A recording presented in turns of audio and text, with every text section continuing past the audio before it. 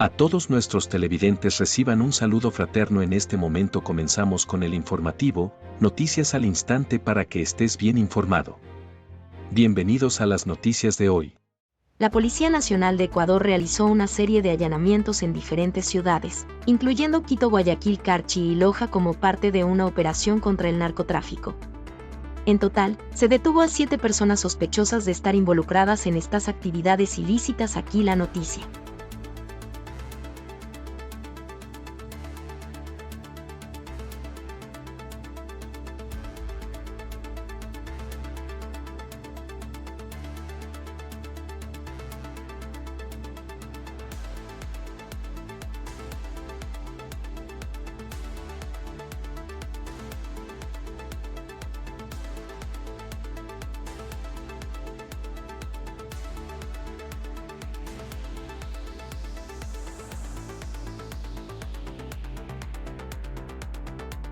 Nicole Bonifaz, expresidenta del Consejo de Participación Ciudadana, exhorta a investigar acusación contra Joana Verde Soto. Destaca la necesidad de tratar con seriedad y respeto a la víctima, instando al Consejo de Participación a tomar medidas inmediatas. En este caso presentamos sus declaraciones. El silencio también es corrupción. Hace 20 días llegó hasta el Consejo de Participación Ciudadana y Control Social una denuncia gravísima que ha quedado en el olvido. Una denuncia que involucra a una consejera que supuestamente utilizó y se aprovechó de una persona necesitada, de una ciudadana que solo quería un trabajo y que por eso habría sido chantajeada. Lo más grave es que pese a mi insistencia y pedidos formales, Andrés Fantoni, ni los consejeros ni las cabezas de la Función de Transparencia y Control Social se han pronunciado. ¿Qué pasó? El 2 de abril llegó la denuncia de una ciudadana que presuntamente habría sido obligada a fingirse la dueña del departamento donde vivía la consejera Joana Verde Soto para cobrar un arriendo mensual de $800. Ese dinero, que es de todos los ecuatorianos, se habría quedado en el bolsillo de la consejera Verde Soto. Recordemos que los consejeros que son de otras provincias reciben un pago mensual para arriendo en Quito. Así ellos pueden trabajar en la capital, pero bajo ningún concepto esos recursos son para la viveza de unos pocos. En total, bajo este esquema tramposo y sucio, supuestamente se habrían movido cerca de $5.000. ¿Qué recibió la víctima a cambio de prestarse para esto? Un cargo en el CPCCS. Ecuatorianos, ya es hora de frenar estos hechos, es hora de investigar y transparentar para que en el servicio público solo estén los mejores cuadros, gente honesta y no funcionarios oportunistas. Hago un llamado público porque mis comunicados enviados desde el mismo día de la presentación de la denuncia han sido ignorados. Espero que Andrés Fantoni, la Contraloría General del Estado, la Asamblea Nacional, la Función de Transparencia y Control Social faciliten la información necesaria para que la Fiscalía General del Estado avance en el caso y se determinen responsabilidades. No callemos ante la corrupción, ante la violencia y ante los atropellos contra los ecuatorianos. Es hora de cambiar la política. El viceministro de Gobierno, Esteban Torres, considera la posibilidad de ajustar normativas laborales para permitir trabajo por horas y contratos a plazo fijo, aunque aclara que no es una prioridad en el panorama político actual en el Ecuador. Presentamos el detalle de sus declaraciones. Todavía, no hemos pensado todavía, pero no lo descartaría, quizás en algún momento habrá que ver, pero hay que medir también los momentos políticos para hacer esas cosas. Y buscar quizá una reforma mucho más integral al Código de Trabajo, cosa que no se ha logrado en estos últimos años. No se descartaría. Pero no está en el radar de momento. No está en el radar porque nosotros planificamos la acción política con la Asamblea tal como ha salido. Un bloque de leyes necesarias, todas fueron aprobadas, y esto quiero dejar muy claro porque no hay registro, y usted me corregirá, Fabricio, no hay registro desde el regreso a la democracia en que un gobierno haya podido aprobar sin mayoría propia, con un bloque de 15 o 20, todas las iniciativas de ley. No existe. El único registro que existe es un partido que tenía mayoría propia del 2013 al 2017. Entonces nosotros hemos cumplido con creces lo que nos habíamos propuesto en la agenda legislativa. ¿Significa eso que está descartada cualquier otra acción legislativa? Quizás no, pero habrá que ver la pertinencia, el momento político, en esta circunstancia actual. El presidente de la Asamblea Nacional, Henry Juanfo, busca consenso entre los partidos para crear una comisión temporal que lidere las reformas de la consulta popular. Iniciará conversaciones con las bancadas legislativas para avanzar en este objetivo. Presentamos el detalle de sus declaraciones. Se va a tratar en una sola comisión, que se se va a crear una comisión especializada para efectos de tratar la consulta popular con la presencia multipartidista. Esa es otra opción que lo tenemos que resolver en el marco de un consenso. ¿A cuál se inclina? ¿De cuál es partícipe? ¿Qué es lo que piensa el presidente de la Asamblea Nacional? En lo personal, a mí me gusta la idea de hacer una comisión ocasional especializada en resolver los temas de la consulta popular con la participación multipartidista para hacer esto de la manera más transparente y más objetiva posible. La asambleísta Ana Galarza oficializó petición de juicio político contra exministra de Energía, Andrea Arrobo, señalándola por la crisis energética. Galarza enfatiza rendición de cuentas y exige transparencia en su gestión ministerial. Presentamos a continuación el detalle de sus declaraciones. Se cumple con los pasos previos al juicio político.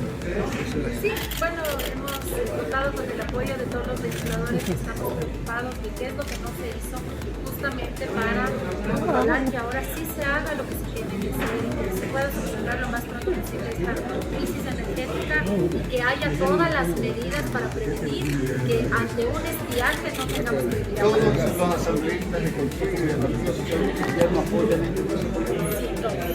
Esa es una coincidencia, como les preguntaba. Sí, todos estamos preocupados porque el país no tiene energía. Y hay bastantes pérdidas económicas. Hay muchas pérdidas económicas. Pequeños empresarios, en el tema educativos, en tema de salud. Si usted se va a un dentista, no puede ser atendido cuando no hay luz. Es decir, todos los sectores se ven afectados, todos. Solamente el presidente de la República ha dicho que va a haber una reducción en la familia. Sí, pero no creo que cumpla, no cumple muchas cosas. No cumple. Sí dijo la ley energética, no más apagones, y hemos pasado 2 semanas con apagones. Entonces, El jueves, 25 de abril se llevará a cabo un simulacro en el Palacio Legislativo anunciado por el presidente de la Asamblea Nacional Henry Kronfle. El ejercicio dirigido a prevenir riesgos como atentados contará con la participación de la Contraloría, Policía y Hospital Eugenio Espejo. Aquí la noticia. un simulacro que se viene trabajando desde hace varias semanas atrás, justamente para la ejecución de una teoría de prevención en caso de una situación de riesgo en la Asamblea Nacional. El simulacro tiene varias fases.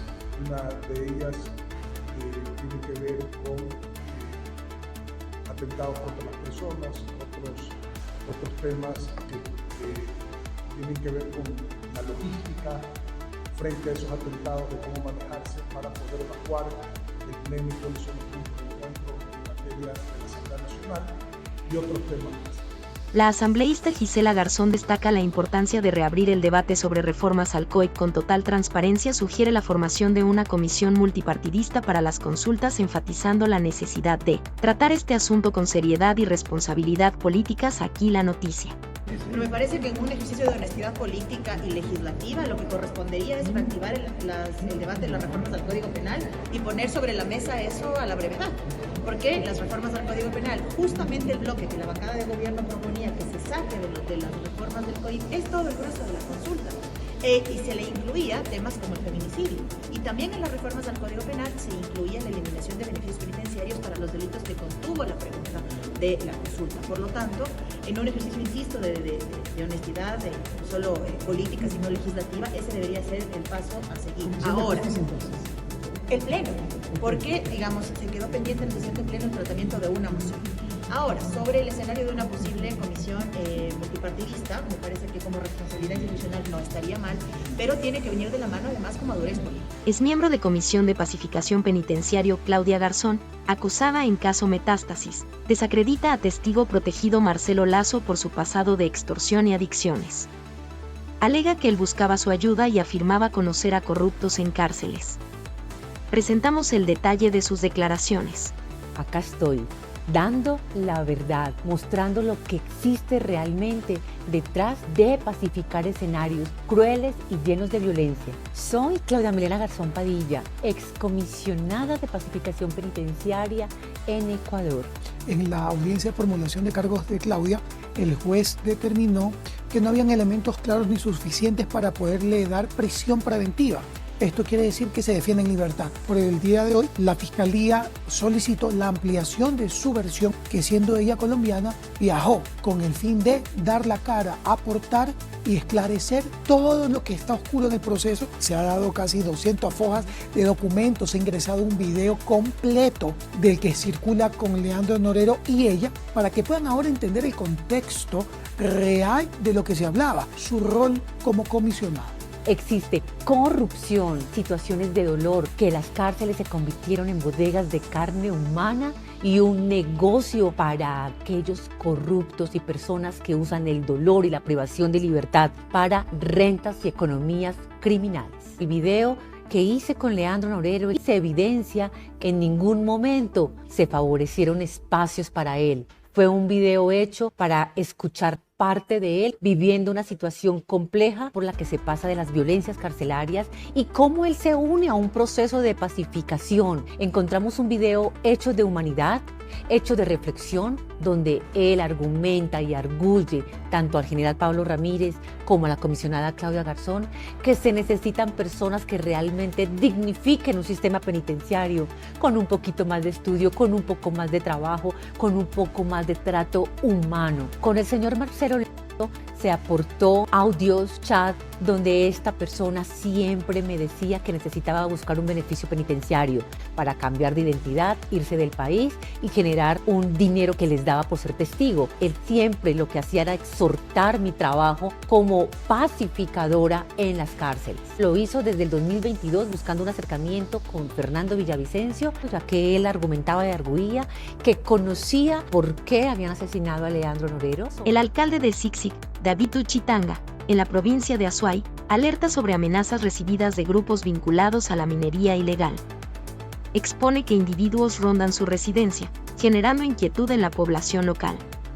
Presentamos a continuación el detalle de sus declaraciones.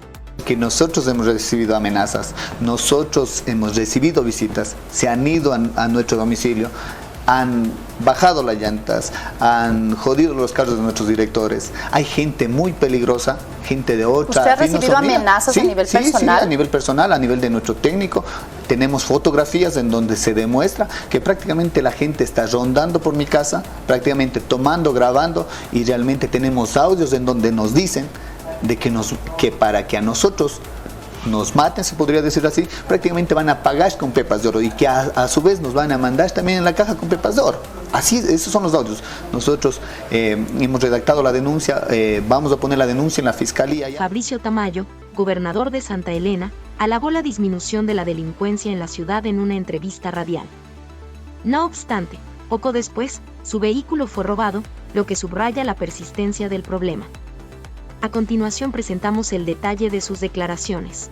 Pero es el momento, estamos... Es tu trabajo. Ok, bueno, intentamos conversar con el gobernador de Santa Elena y hace minutos habíamos conversado con él sobre el tema de que, o que nos confirme en todo caso, ¿no?, el robo en uno de los vehículos que se moviliza la primera autoridad acá en la provincia de Santa Elena. Y hoy exclusivamente estuvo en una entrevista en Radio La Tecla, estuvo una entrevista donde ha mencionado él varios temas, ¿no? Trataron varios puntos en la cual incluso mencionaba, ¿no?, que los índices del tema de delincuencia habían bajado, ¿no? El ministro de Energía encargado Roberto Luque subraya que los cortes de electricidad suponen una pérdida de $12 millones por hora y $72 millones por día para la nación, evidenciando el significativo impacto económico en el Ecuador. Presentamos el detalle de sus declaraciones. Y los primeros números que tenemos es alrededor de $12 millones por hora sin luz eléctrica, lo cual genera un aproximado de $72 millones diarios, que es bastante considerable y desafortunado, y que estamos trabajando para salir. La web ha tenido varios comentarios. Acuérdense que estamos en versión beta y básicamente la idea de la web era hacer algo centralizado en donde uno pueda ver todo, como cuando uno está en el aeropuerto viendo los vuelos a los que sale, y esa era la idea principal. Hemos tenido comentarios positivos y negativos. Hay algunas empresas y distribuidoras que tenían sistemas bastante buenos sale, pero era un proceso bien tedioso y largo. Por un lado, esas empresas distribuidoras, por más de que cuando llegabas a esa página tenías una cédula, tenías que poner tu cédula y te salía ese sector, era bastante demorado hasta llegar para allá. Y en todo caso, esta web la vamos a ir atendiendo